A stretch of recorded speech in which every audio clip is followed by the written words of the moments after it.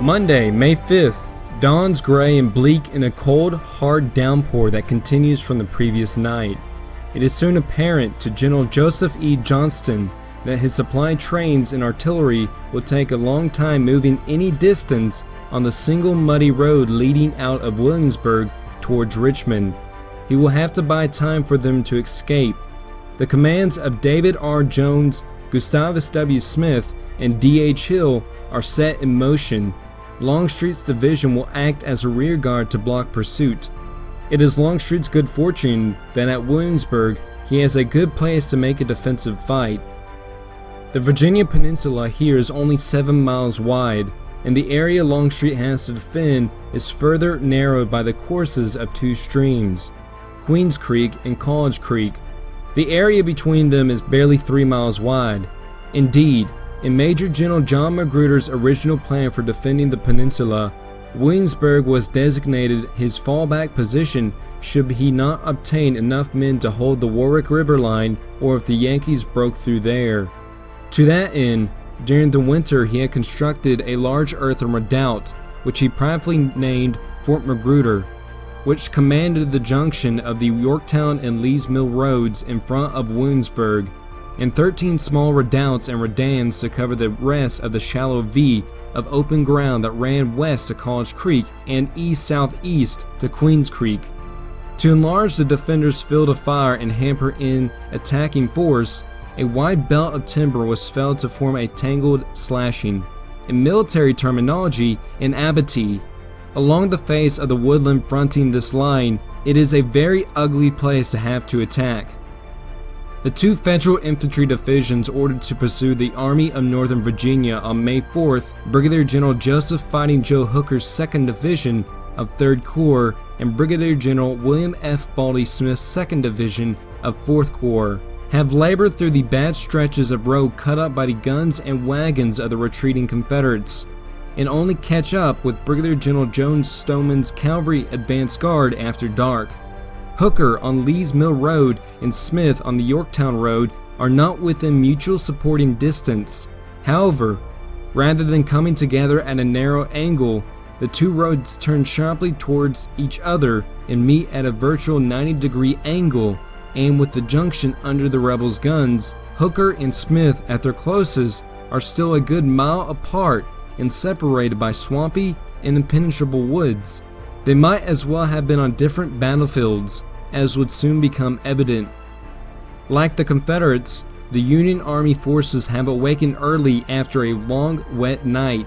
Most of the high command of the Army of the Potomac had found dry, comfortable quarters in the Whitaker House, and at first light, Brigadier General Edwin V. Bull Sumner, the senior ranking general from the Army of the Potomac in the field at Williamsburg, finds his way back to his command. Soon, General Joseph Hooker has his 1st Brigade under Brigadier General Cuvier Grover marching up Lee's Mill Road, which is lined with dense forest for about a half mile, then with felled trees for another half mile. By 5:30 a.m., the Bluecoats are within sight of Fort Magruder and the field in front of it. Hooker muses that the landscape is picturesque as he gazes through the morning mist, and not a little heightened by the large trees and venerable spires of Williamsburg, 2 miles distant. The men of Hooker's division are looking across a field partially sown in wheat, 600 or 700 yards wide from the felled trees to the fort. From their viewpoint, the redoubts are standing near the eastern and southern verge of a slightly elevated plain, the slopes of which are furrowed with winding ravines, with an almost boundless, gently undulating plain reaching across the peninsula and extending to the north and west as far as the eye can reach. Behind the redoubts, the force again extended its cover, and opening only at the section through which Williamsburg is approached. A northern correspondent accompanying Hooker believes the field admirably adapted for the conventional panorama, which such as the one in pictures sees of a field engagement. The Yankees have little time to admire the scenery, however, for they are soon spotted by rebel horsemen in the field as soon as their blue uniforms emerge from the woods. Instantly, the men in Fort Magruder are alerted. Brigadier General Richard H. Anderson is where General Longstreet had left him in the night before. In charge of the redoubts with his brigade and Brigadier General Roger A. Pryor's brigade and parts of 3 artillery batteries, they are mostly South Carolina men, with a battalion of troops from the Louisiana Foot Rifles under Captain McGavock Godwin occupying the fort and the redoubts immediately to the left and right. The 4th South Carolina Infantry Battalion under Major Charles S. Madison is sent out as skirmishers to meet the threat coming up the Hampton Road. Before they are able to cross the field, Hooker swiftly deploys his regiments through the felled timber, directing the 1st Massachusetts under Colonel Robert Cowden to the left of the road and Colonel Gilman Marston's 2nd New Hampshire to the right. Hooker gives his orders to Grover regarding the 1st Massachusetts and 2nd New Hampshire. They are to skirmish to the edge of the felled timber, drive back the rebel skirmish line, then under cover to turn their attention to the occupants of the rifle pits and the enemy sharpshooters and gunners in Fort Magruder. At first, the South Carolinians, reinforced by the Palmetto sharpshooters under Colonel Micah Jenkins, are successful in their efforts to press back the Northerners back into the woods. But when the 1st Massachusetts and 2nd New Hampshire regiments fully deploy into line of battle, they are overpowering, and within a half hour the Confederates are driven back into the fort. The opening shots of the Battle of Williamsburg, or Battle of Fort Magruder, fired by Federal and rebel muskets just before 7 a.m. on Monday, May 5, 1862. This marks the start of the first pitched battle of the Peninsula Campaign. At 7 o'clock that morning, General Hooker and his artillery chief, Major Charles S. Wainwright, go on foot up the road to the edge of the forest to reconnoiter and to locate a position for the divisional artillery. The only open space they can find is the road itself and an old cornfield on the right that faces the junction of the Lee's Mill and Yorktown roads, and beyond that, Fort Magruder. Hooker believes his 1st Brigade, already skirmishing in and behind the slashing of felled trees, can protect the guns, and Wainwright orders up to 6 pieces of Battery H 1st U.S. Artillery. As the regulars splash forward in the mud and rain and unlimber, the Confederate gunners in Fort Magruder and the adjoining redoubts open fire on them. Serving as acting commander on the field in the absence of Major General McClellan, who is still in Yorktown, Brigadier General Edwin V. Bull Sumner first gets the indication that the battle is on when he hears the sounds of the guns off to his left beyond the thick, misty forest. Battery H, 1st U.S. Artillery, has been under fire before, at the Battle of Fort Sumter in the war's first hours, but that experience had been bloodless. This is more its true baptism of fire, and very different. Even as the batteries take in position, men and horses are shot down, and suddenly the gun crews are seized by an unreasoning panic and dive for cover. Major Wainwright thinks how it is a miserable beginning to his first battle. Never in my life was I so mortified, never so excited, never so mad. He rages at the cowering gunners and whacks them with the flat of his saber, even driving some of them back to the guns at sword's point, but nothing can keep them there. In desperation, he spurs back to his reserve, a New York battery that had been his first command, and pleads with the gunners to save them from disgrace. He is rewarded by a rush of volunteers, and in minutes, the guns of Battery H are manned and pouring shot and shell into Fort Magruder. The enemy's fire slackens. As the rest of his infantry arrives at the front, Hooker pushes most of it into the woods and the abattis west of Lee's Mill Road, and Major Wainwright orders up reinforcements until he has 10 guns posted in the road and in the old cornfield to the east.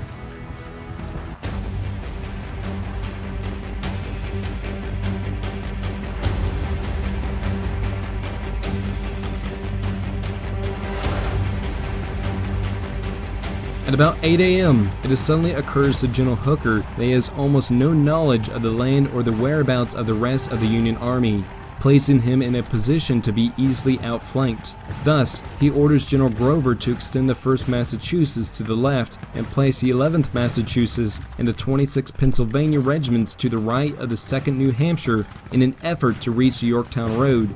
He also wants the Pennsylvanians to communicate with Sumner's men, who are supposed to be forming the center of the Union line directly facing in front of Fort Magruder. More concerned about the exposure of his left flank, Hooker sends an engineering officer, Lieutenant Miles D. McAllister, followed by the 1st Brigade of Stoneman's Cavalry under Brigadier General William H. Emery to reconnoiter the ground. A drifting of gray uniforms towards the left can be discerned through the pouring rain, which intermittently falls in torrents on the two opposing forces. And so, Hooker sends his 3rd Brigade of New Jersey regiments under Brigadier General Francis E. Patterson into action. The 5th New Jersey is held in support of the batteries on the right, while the 6th, 7th, and 8th New Jersey are led through the dense forest to the left. Here, the New Jersey regiments form into line of battle with the 6th New Jersey to the right of the 7th, and the 8th New Jersey coming up on the extreme left. No sooner do the New Jersey regiments form into line than they are attacked by a rushing gray mass. This is the 19th Mississippi of Brigadier General Cadmus M. Wilcox's brigade. Wilcox's brigade had been ordered by Brigadier General Anderson to occupy the woods, and so the men had exited Redoubt 4 and crossed a field through a ravine that protected them from enemy fire. The woods, the Mississippians discover upon entering, are so dense that the colonel cannot see his entire regiment when in line of battle. The woods are so full of New Jersey boys who offer a spiritual resistance. Part of Wilcox's 9th and 10th Alabama regiments had followed the 19th Mississippi across the field and now joined in the fight, taking cover in the thick underbrush to the left and right of the Mississippians. Wilcox, now aware of the Federal strength, dispatches a request to Brigadier General Ambrose Powell Hill, or AP Hill, for reinforcements. This message is intercepted by Brigadier General Jeb Stuart, who has no particular assigned duties for the day and starts making himself useful as the ranking messenger boy. Stuart delivers Wilcox's request to the closest brigadier at hand, General Pryor, who has most of his brigade scattered among 4 redoubts, but he promises to send what he can find. Pryor manages to gather the 14th Louisiana under Colonel Richard W. Jones and part of the 8th Alabama under Lieutenant Colonel Thomas E. Irby, and leads them to the right of Wilcox's brigade. Irby's men are ordered to watch the extreme right of the line for any flanking movement. Meanwhile, Hooker is also busy scrambling for reinforcements. With 2 of his 3 brigades already deployed, Hooker has only his 2nd Brigade, nicknamed the Excelsior Brigade, and made up of New York regiments under Colonel Nelson Taylor, to call upon. Of these, only the 72nd New York is handy and ready for deployment, and so it is thrown in to relieve the 1st Massachusetts, which by now is almost out of ammunition, and to cover Patterson's right flank. General Grover hopes that the fresh troops can silence a Confederate battery that is annoying them from Redoubt 3 to their left, but with Patterson too busy to support them, they try in vain.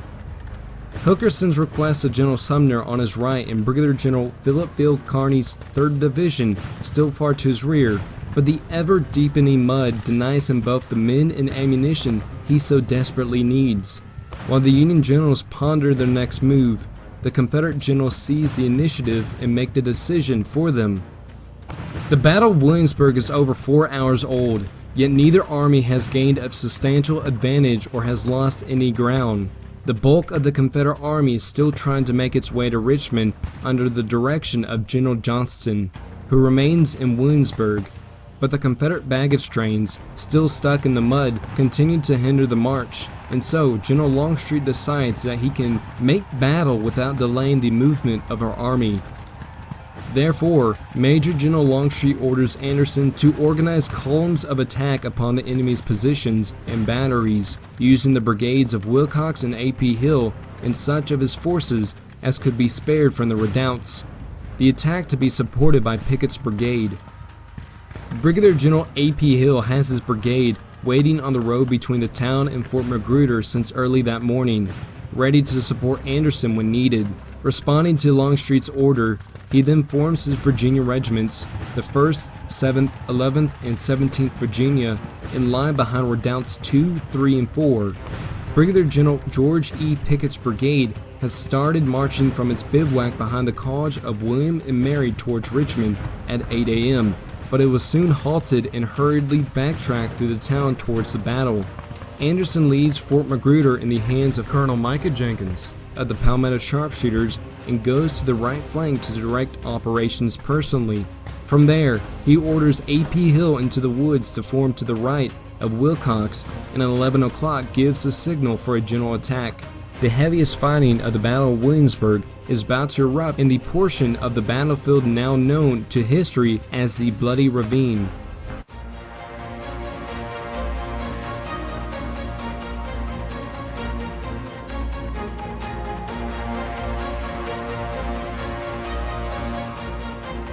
The 7th Virginia of A.P. Hill's brigade leads the way into the dense tangle of brush, undergrowth, and vines, firing their rifles and muskets blindly in the direction in which the minette balls seem to come their way. The invisible Federals return a heavy fire that melt into the forest before the yelling rebels can catch up to them. Halting behind a fence, the 7th Virginia is joined by the 11th Virginia on its right and rear, the 17th Virginia on its left and rear, and the 1st Virginia, temporarily under Wilcox's command, on their extreme left, forming behind the 9th Alabama. Presently, dark blue uniforms are seen moving about the trees to their left, and when the Confederates open fire on them, they coalesce into a line. For many of the Virginians gazing at the scene, the long stretch of glittering steel, with a head bent down at the end of each gun barrel, is a thrilling sight. A huge cloud of smoke hides the enemy from their view, and a tremendous report rings through the forest following the volley. Another charge is ordered, and the Virginians spring over the fence, forcing back the Northerners step by step. As they continue to press forward, Hill's Virginians are followed by Pickett's own. Pickett's brigade spreads along the line, with the 8th Virginia on the extreme right flank and the 18th and 19th Virginia on the left to relieve part of Wilcox's brigade. Brigadier General Pickett holds the 28th Virginia in reserve, slightly behind the 18th and 19th until Wilcox puts it in to support his 19th Mississippi. With this added strength, the Confederates sweep through the misty woods, continuing to drive the Federals back.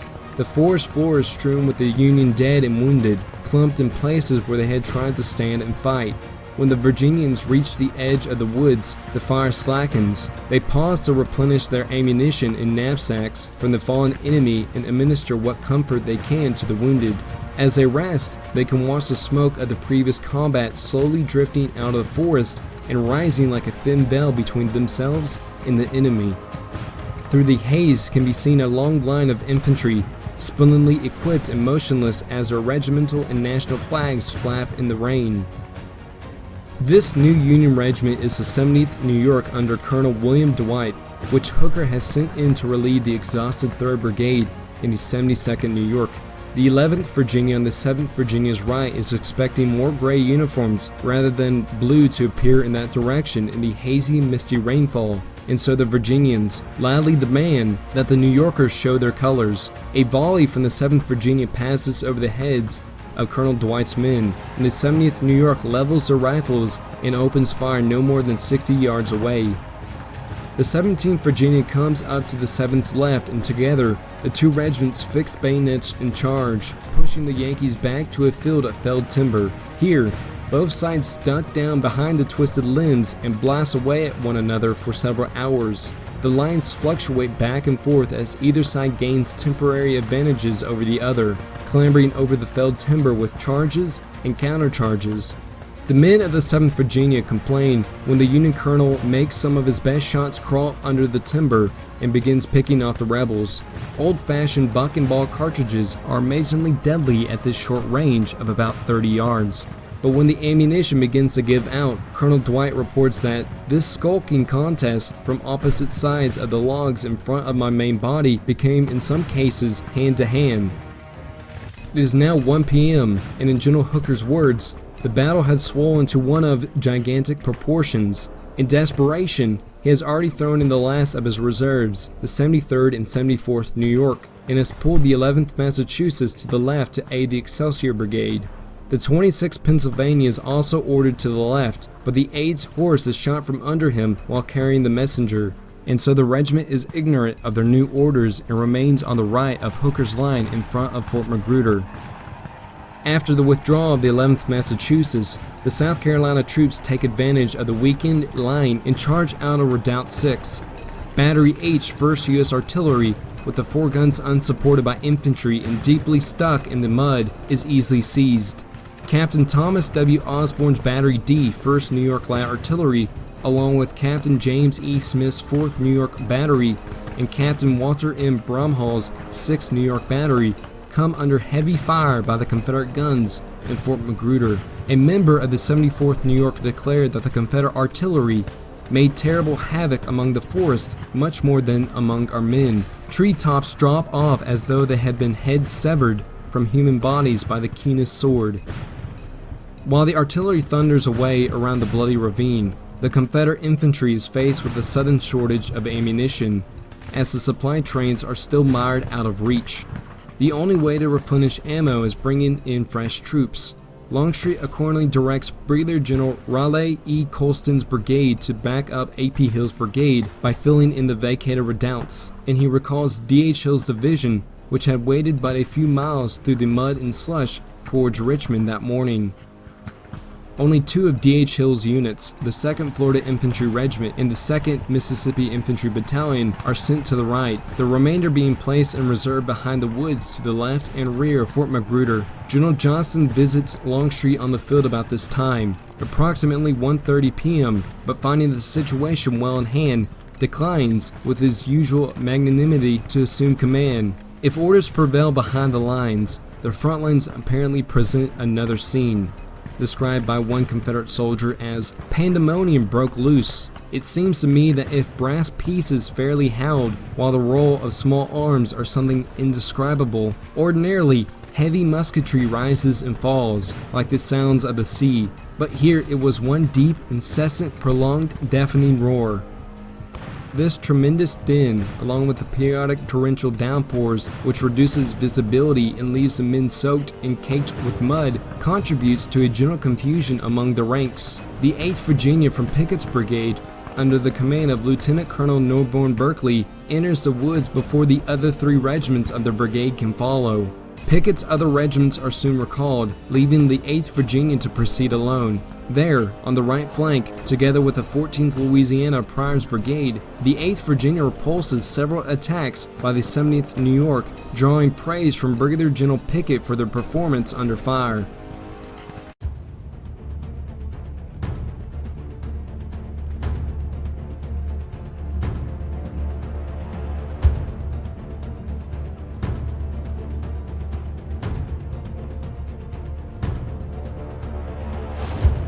While Hooker's 2nd Division of 3rd Corps is fighting the entire battle alone, General Sumner holds Brigadier General Smith's 2nd Division of 4th Corps in reserve less than 2 miles to Hooker's right. There, idle troops stand behind a screen of woods, waiting for an attack that Sumner expects on the center from Fort Magruder. All the while, Hooker is pleading for reinforcements, which goes unheeded. Brigadier General Silas Casey's 3rd Division and Darius Encounter's 1st Division of 4th Corps are strung out along the muddy Yorktown Road from the halfway house to the Whitaker House, paralyzed by more conflicting orders from high command than by the weather. With an earshot of the battle, they are willing but unable to help. Finally, about 1 p.m., Brigadier General John J. Peck's 3rd Brigade of Couch's Division manages to pass Casey's division, which was halted only 1.5 miles from the front lines, and arrives behind Hooker's right. Here, General Peck encounters the men of the 26th Pennsylvania, who inform him that their ammunition is getting low. After receiving a message from Hooker, Peck rapidly deploys his regiments on either side of the Yorktown Road. The 102nd Pennsylvania Regiment goes to the right, and the 55th New York to the left, with the 62nd New York on the far left. Watching these fresh Union troops deploy, Jeb Stuart hastily orders his horse artillery under the command of 21-year-old Captain John Pelham to unlimber in front of Fort Magruder. The battery's rapid fire of shot, shell, and canister pushes back Peck's left center, which has to be strengthened with the 93rd Pennsylvania, and it belches enough smoke to screen a rebel infantry charge. The 102nd Pennsylvania begins to waver, prompting Peck to lead his last regiment, the 98th Pennsylvania, to repel the attack. Since the Confederate troops engaged with Peck's 3rd Brigade are primarily the South Carolinians from Fort Magruder, no rebels have actually been diverted from Hooker's front, so his petitions for help continue to flow into the Whitaker House. By mid-afternoon, morale in Hooker's 2nd Division has sunken to its lowest ebb. Many who exhaust their ammunition simply throw down the rifles and struggle to the rear. or carry the wounded to the rear and do not bother to rejoin the regiments. In an effort to instill some cheer, Brigadier General Heintzelman orders the drums to beat, but they are wet and do not give forth any cheerful sounds according to the soldiers. So General Heintzelman hunts around, finds 3 musicians, and orders them to play Yankee Doodle, but the musicians refuse on the grounds that they are only part of a band. Heintzelman then hurries around for more musicians, finds elements of another band, unites them to the professional 3, and electrifies the worn-out infantry by having them play the tunes of The Star-Spangled Banner, Yankee Doodle, and Gem of the Ocean. Though the music can drown out the din of battle and the shrieks of the wounded, it is unable to hold back the onrushing rebel tide. After doggedly holding their position in the felled timber for more than 2 hours without relief, the men of the 70th New York can no longer defend themselves with bayonets against a determined Confederate charge. The added strength of Colson's brigade and the 2nd Florida Regiment and the 2nd Mississippi Battalion pushes the line forward in a final assault. Colonel Dwight of the 70th New York is wounded twice before being captured along with many of his regiment's survivors. Meanwhile, many of the Gray soldiers become separated from the regiments in the attack, and so they halt to regroup. Stuart, mistaking it for a rout, boldly leads a charge with his cavalry brigade across the lines, where he encounters a wall of new blue uniforms emerging from the woods. At last, Brigadier General Philip Kearny's 3rd Division has arrived on the field.